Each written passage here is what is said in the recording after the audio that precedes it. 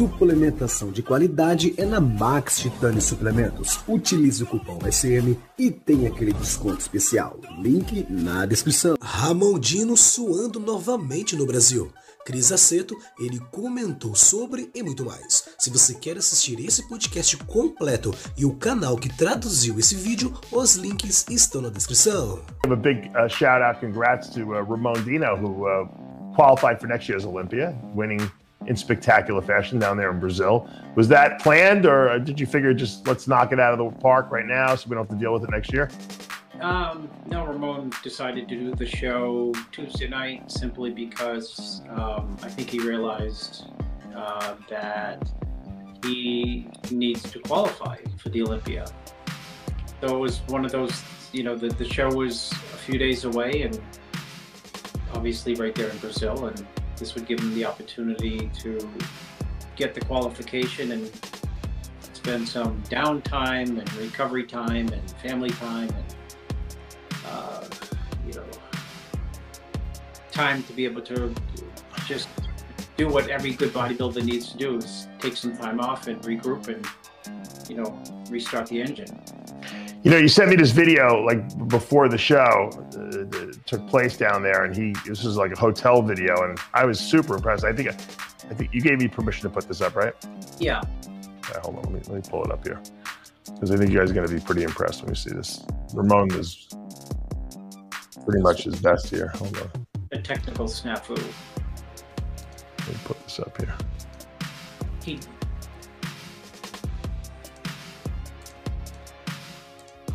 All right, there we go. What did he weigh here?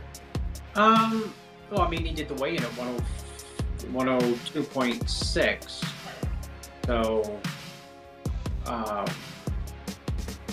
you know, maybe 102.2, 3, 4. I think it was 104.2. 104.2. Maybe as high as 10, just shy of 105.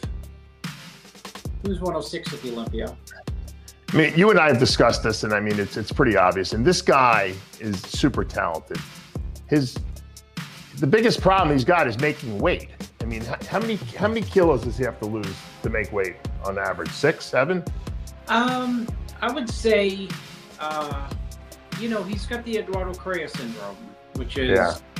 And I always, you know, refer back to that because they're both from Brazil. But, you know, Eduardo was always, I would say, completely unstoppable as the 212 winner at 220.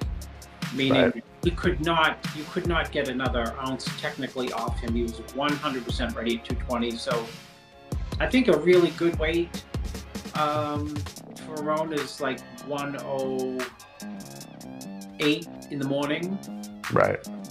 You know, like boned down to 108, maybe a little bit higher, maybe even just shy of 110. So at the top it'd be 110, at the low it'd be 108 point something. So anywhere from 5 to 7 kilograms.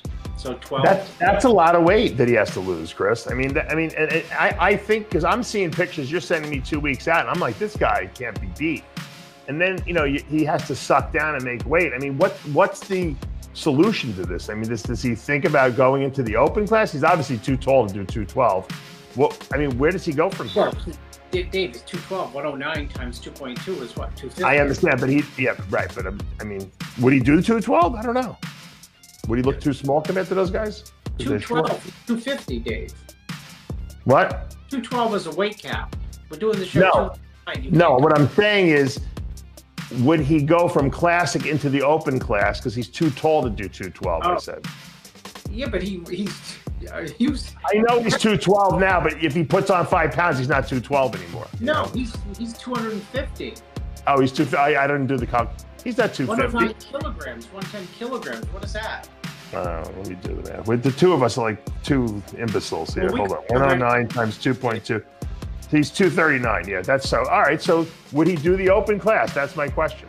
I still think it's a great fit for the class. He's a great fit, but he can't make the weight. I mean, he can, but he's not looking at his best when he does make the weight, and it's reflecting on the two of you like you're not doing something right, but the truth is you have to make weight. I mean, to compete, right? Well, that's. I mean, that's. It's not. No one's doing anything wrong. He just looks better, 10 pounds bigger. I mean, that's the bottom line. 12 pounds bigger, whatever it is. Right? I mean, isn't that a little bit of a conundrum you're in? In a perfectly beautiful world, there would be no, for some people there would be no weight cap. But I understand completely the weight cap because, but we talked last week. If you eliminate the weight cap, I think the division down the tubes gets out of control. It's out of control. It's hard for judges to, to put the constraints and the brakes on what classic would look like. You end up getting bodybuilding again. Yeah. They have to pull the plug and reboot it and say we made a mistake. That doesn't. No, I'm not saying that they should remove the weight cap. I mean, it would be nice for Ramon. It works for everyone else. But I'm saying because Ramon is in this state of I'm really between two classes. What do you do? The guy's young. He's got a tremendous following in Brazil. Do you think he could do well in the Open if you let him grow?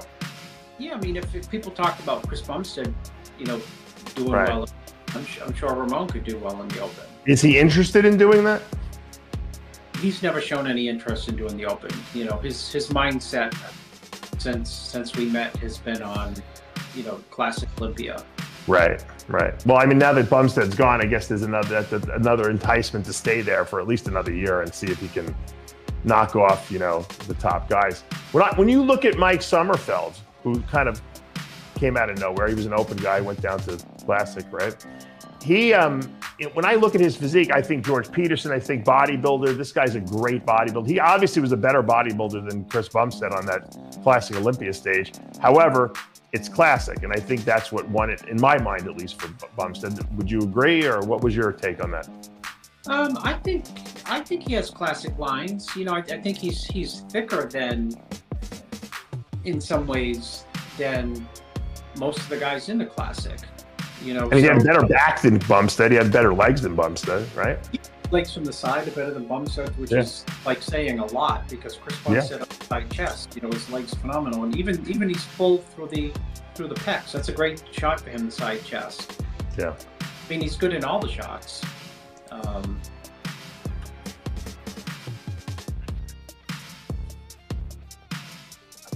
Are you amazed that he can make weight? No, because I don't know. I'm not amazed that he can make weight, Dave, because different people, oddly enough, this can make weight easier than others. I mean, look at Chris; he's underweight, right? Yeah, I don't. It's like his bones don't weigh anything or something like that. I don't know how he does that, but there's Sommerfeld right there. I mean, you're right. I mean, it's a Classic physique, but his legs are huge. I can't even believe that the guy can make weight. He's so big. Well, I wonder what, do you know, I mean, what is his weight, for his... I don't know. But I mean, look at the size of those legs. They're huge. He's got very good, very, very good legs. I mean, how does a Ramon beat someone like that if this guy can continue to make the weight class? Yeah, just be at his best. That's all you can do and see where the chips fall. Yeah. I feel frustrated for Ramon because I know that this guy probably says, man, if I can only come in 10 pounds bigger, I'll be at my best, and I don't think any of these guys can beat me, but I can't do it because I got to make this weight class. So it's like, I mean, I think that Derek Lunsford experienced a little bit of that, right? When he was in 212, he would look 3 weeks out from the show like he could win, the show easily, and then he'd have to suck down to 212, and his body just didn't look as impressive at 212. Well, and then finally he said, you know what, screw this, I'm just going to do the Open. And look what happened. It's a very decent, I mean, it's probably the extreme comparison because Derek would be getting ready for the 212 and 237. Right. Guest pros and Open bodybuilders would be wowed and like, wow, this guy can win pro shows, as a 212 competitor 4 weeks out. And I mean, he had a lot of struggles before he finally got the, the 212 title. And even when he won the 212 title, he was great. That year was really good. But he didn't have the balance. His legs were smaller. Right. That's where he was giving up the weight. Losing some of his size. It's something to consider moving forward, I guess. I wanted to go back one thing to what Xavier Wills, our good friend here, said about Ramon.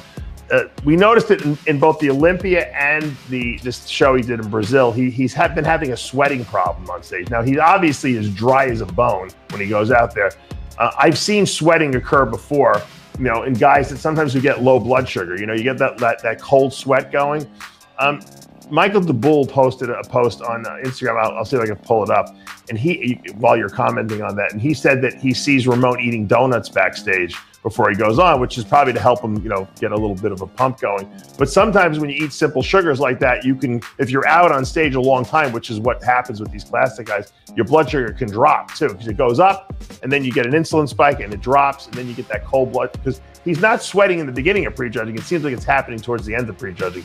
Any credibility to that theory? Well, that's your theory. And no, it's Michael DeBull's theory, but I tend to agree with it. Michael DeBull, who I coached when he turned pro, on very little anabolics, by the way, Michael. And I'm sure he's still on very little. Michael has, as a comment that Michael's a great guy and has good intentions, and there's probably some truth to that. But the fact of the matter is, Dave, you were the one last week off camera who said, maybe his blood sugar level drops. Right.